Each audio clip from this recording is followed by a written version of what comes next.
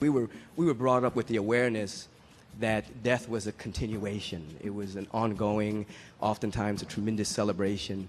We have a tendency to look at death as a failure.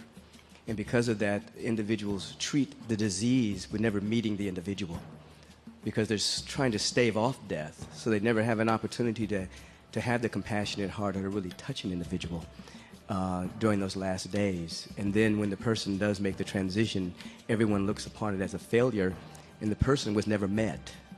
They were never considered, the individual. My grandfather, who was one of my dearest friends, made his transition. My father and I went to see him. It was in Washington, D.C., and my father wasn't ready for him to go, and he was crying, and my grandfather said, "You're not ready." And my father said, "No." He says, "I'll give you 2 weeks and not a day more."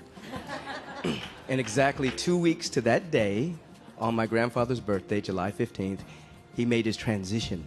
We need to live fully conscious, fully awake, fully aware, fully available to cultivate why we are here on this planet.